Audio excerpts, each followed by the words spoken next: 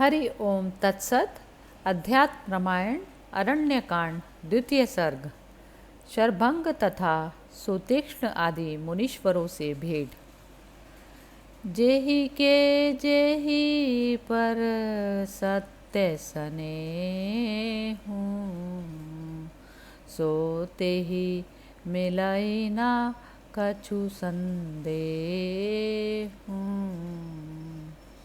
सत्य को कोई छिपा नहीं सकता, सत्य का सूर्य उदय जरूर होता है। श्री महादेव पार्वती जी से बोले, विराट के स्वर्ग सिधारने पर श्री रामचंद्र जी लक्ष्मण और सीता जी के साथ शरभंग मुनि के सर्व सुखदायक तपोवन को गए। मतिमान शरभंग श्री रामचंद्र जी को सीता और लक्ष्मण के सहित आते देख सहसा उठ खड़े हुए और आगे बढ़कर उनकी भली प्रकार पूजा करके उनको आसन पर बैठाया और कंद मूल फल आदि से उनका आतिथ्य स्वीकार किया। उसके बाद मुनिवर शरभंग ने भक्त वत्सल भगवान राम से प्रीतिपूर्वक कहा, मैं बहुत काल से आपके दर्शनों की आकांक्षा से तपस्या का निश्चय करके यहीं रहता हूँ। हे राम, आप साक्षात परमेश्वर हैं। मुझ तपस्या के द्वारा जो बहुत सा कुछ पुण्य प्राप्त हुआ है वह सब आज आपको समर्पित कर मैं मोक्ष पद प्राप्त करूँगा। ऐसा कह महाविरक्त योगीश्वर शरभंग अपना महान पुण्य फल श्री भगवान रामचंद्र जी को समर्पित करके सीता के सहित अप्रमेय राम को प्रणाम करके सहसा चिता पर बैठ गया।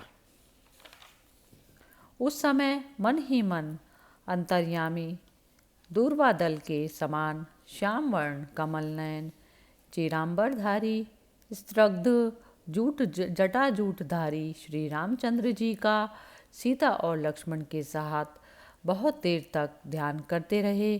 फिर मन ही मन कहने लगे, अहो, इस संसार में श्री रघुनाथ जी को छोड़कर स्मरण करने पर कामनाओं को पूर्ण करने वाला और कौन दयालु है। मैं अनन्य भाव से उनका स्मरण नित्य करता हूँ, अतः मेरे स्मरण को जानकर वे स्वयं ही चले आए। देवेश दशरथ नंदन भगवान राम मेरी ओर देखते रहें। मैं अपना शरीर जलाकर अब निष्पाप होकर ब्रह्मलोक को जा रहा हूँ। मेरे हृदय को सर्वदा अयोध्यापति श्री रामचंद्र जी विराजमान रहे, जिनके वाम अंग में मेघ में बिजली के समान श्री सीता जी विराजमान हैं।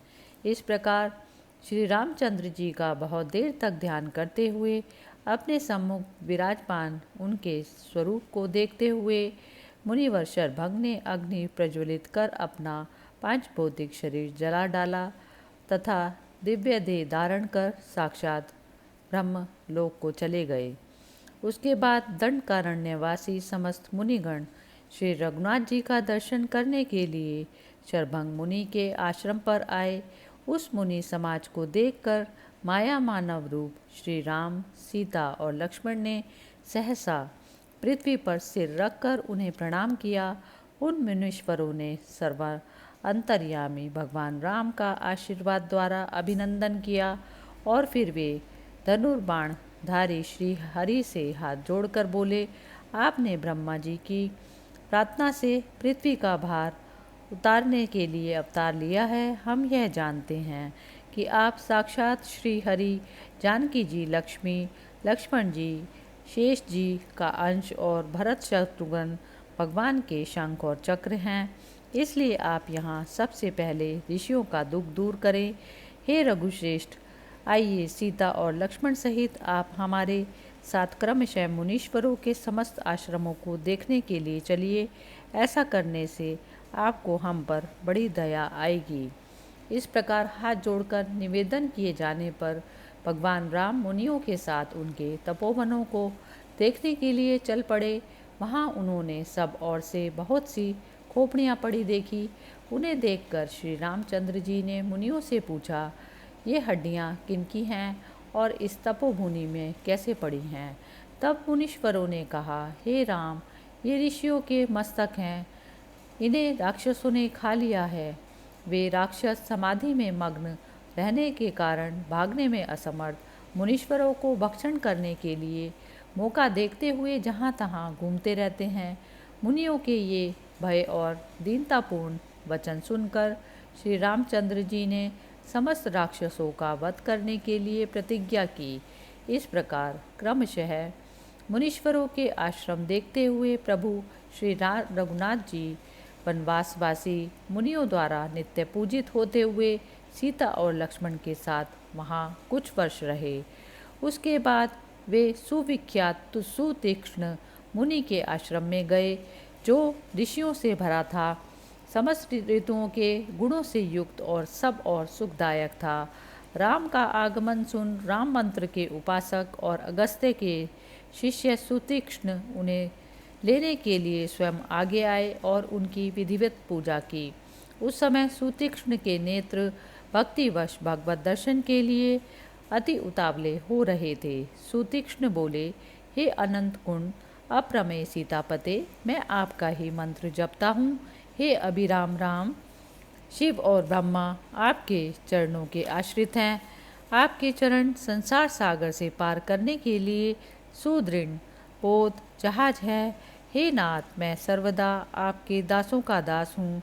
आप समस्त संसार की इंद्रियों के अविषय हैं, तथापि इस मलमूत्र के पुतले शरीर के मोहपाश में जिनका हृदय बंधा हुआ है, ऐसे मुझ दीन को अपनी ही माया से मोहित होकर पुत्र कलत्र और ग्रह आदि के अंधकूप में पड़ा देखकर आप स्वयं ही पधारे हैं। आप समस्त प्राणियों के हृदय में विराजमान हैं, तथापि जो लोग आपके मंत्र जाप से विमुख हैं, उन्हें आप अपनी माया से मोहित करते रहते हैं, और जो उस मंत्र के जाप में तत्पर है, उनकी माया दूर हो जाती है। इस प्रकार राजा के समान आप सबको उनकी सेवा के अनुसार फल देने वाले हैं। हे ईश, वास्तव में एकमात्र आप ही इस विश्व की उत्पत्ति, स्थिति और प्रलय के कारण होते हुए त्रिगुणमयी माया के कारण ब्रह्मा, विष्णु और महादेव के रूपों में भासते हैं। आप ही मुक्त चित्त पुरुषों की दृष्टि में मनुष्य, पशु, पक्षी आदि नाना प्रकार की आकृतियों से प्रतीत हो रहे हैं। जिस प्रकार जल के पात्रों में प्रतिबिंबित होने से सूर्य अनेक होकर भासता है, हे राम, आप अज्ञान से सर्वथा परे हैं, तथापि आपके चरण कमलों को आज मैं प्रत्यक्ष देख रहा हूँ।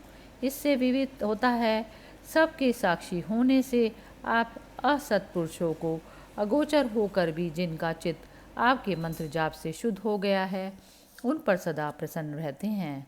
हे राम, आप रूप रहित हैं, तथापि अपने ही माया विलास से धारण किए हुए आपके मनोहर मनुष्य वेशधारी स्वरूप को मैं देख रहा हूँ।